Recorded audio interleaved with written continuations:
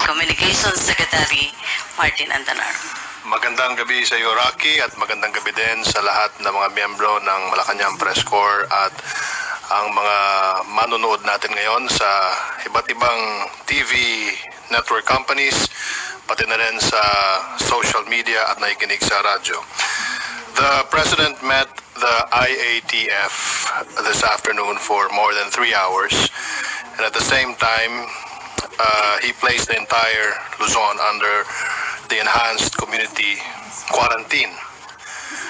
After the meeting, the IATF ironed out the guidelines of the enhanced community quarantine, and to discuss the guidelines, we are joined by Secretary Ed Anyo of the DILG. Magandang gabi, sir. Magandang gabi naman. We are also joined by Secretary Menardo Guevara of the DOJ. Good evening, sir. Good evening. We also have Cabinet Secretary Carlo Nograles. Good evening, sir. Magandang gabi po. And by the way, Secretary Carlo Nograles is also the new spokesperson of the IATF as appointed by the President just this afternoon. And the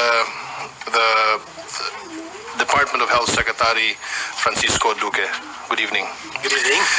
We are holding this special press conference tonight to discuss the initial guidelines that the IATF has drafted a few moments ago. CABSEC Carlo Nograles will now read the guidelines of the enhanced community quarantine for the entire Luzon. Maraming salamat, Secretary Martin Andanar. Mga kababayan, magandang gabi po sa inyong lahat. Narito po ang guidelines on the imposition of an enhanced community quarantine and the stringent social distancing measures over the entire Luzon, including the National Capital Region, effective at 12 midnight of 17 March 2020 and expiring on 12 midnight of 13 April 2020. Therefore, the following shall be implemented. Number 1. Classes and all school activities in all levels shall continue to be suspended until 14 April 2020. The same directives to the Department of Education, Commission on Higher Education, Technical Education and Skills Development Authority, and such other regulatory agencies, LGUs, and the Department of the Interior and Local Government with respect to the class suspension are reiterated. Number 2, mass gatherings shall be prohibited. Number 3, a strict home quarantine shall be observed in all households. Movement shall be limited to accessing basic necessities. Provision for food and essential health services shall be regulated. And there will be heightened presence of uniformed personnel to enforce quarantine procedures. Number 4, a work-from-home arrangement shall be implemented in the executive branch except the PNP, AFP, PCG, and Health and Emergency Frontline Services, Border Control, and other critical services, which shall ensure a skeletal workforce. Number 5, only those private establishments providing basic necessities and such activities related to food and medicine production, i.e., public markets, supermarkets, groceries, convenience stores, hospitals, medical clinics, pharmacies, and drug stores, food preparation and delivery services, water refilling stations, manufacturing and processing plants of basic food products and medicines, banks, money transfer services, power, energy, water, and telecommunications supplies and facilities shall be open. In all such open establishments, establishments, their respective managements shall ensure the adoption of a strict skeletal workforce to support operations, as well as all strict social distancing measures. Business process outsourcing establishments and export-oriented industries shall remain operational, subject to the condition that strict social distancing measures are observed, their respective personnel are provided appropriate temporary accommodation arrangements by 18 March 2020, and that a skeletal workforce shall be implemented. Media personnel shall be allowed to travel within the quarantine area, provided that within 72 hours from the issuance of this memorandum, media personnel intending to travel within the quarantine area shall secure an identification card from the Presidential Communications Operations Office. For purposes of the foregoing, transit to and from the above establishments anywhere within the area covered by the enhanced community quarantine shall be allowed. Security personnel of the establishments in the contained area shall likewise be allowed to travel within the quarantine area. Number 6, mass public transport facilities shall be suspended. And number 7, land, air, and sea travel shall be restricted. Outbound passengers intending to depart the Philippines from any of the international airports in Luzon shall be allowed to travel for a period of 72 hours from effectivity of the enhanced community quarantine.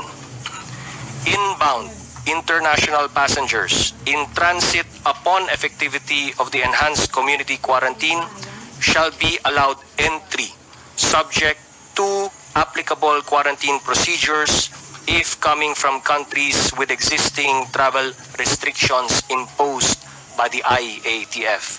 All inbound Filipino citizens, including their foreign spouse and children, if any, holders of permanent resident visa and holders of 9E diplomat visas issued by the Philippine government shall be allowed entry subject to applicable quarantine procedures if coming from countries with existing travel restrictions imposed by the IATF. The movement of cargoes within, to, and from the entire Luzon shall be unhampered.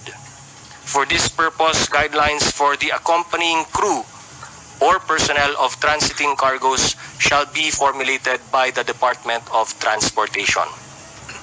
Land, air, and sea travel of uniformed personnel for official business, especially those transporting medical supplies, laboratory specimens related to the COVID-19 and other humanitarian assistance shall be allowed.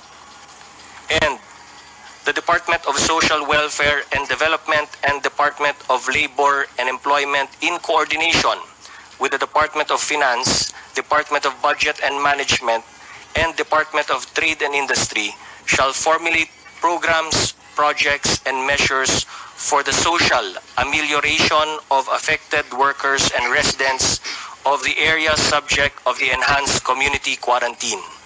These measures may include, but shall not be limited to, moratorium on lease rentals, advancing a prorated 13th month pay, reprieve in utility bills, and assistance to micro, small, and medium-scale enterprises. The DSWD is further directed to institute measures to expedite the distribution of food assistance to the most affected residents of the entire Luzon. Failure to abide by the foregoing guidelines and measures shall be subjected to appropriate action, both criminal and administrative, in accordance with relevant laws and regulations. For this purpose, the Department of Justice is directed to initiate appropriate charges as may be warranted. The IATF, together with the Executive Secretary, Cabinet Secretary, Secretaries of National Defense, Environment and Natural Resources, Trade and Industry, Social Welfare and Development, Finance, Education, Agriculture, Chief of Staff of the AFP, Heads of the Philippine Army, Philippine Navy, Philippine Air Force, PCG, and the PNP, and such other agencies or entities as the IATF may invite shall continue to convene daily to study and continuously review the measures and guidelines in addressing the COVID-19 situation until such time that the health event subsides.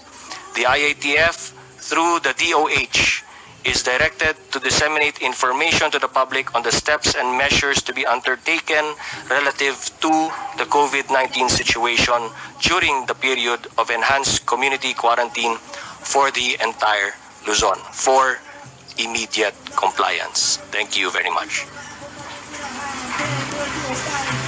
Can we have Secretary Anyo or question and answer?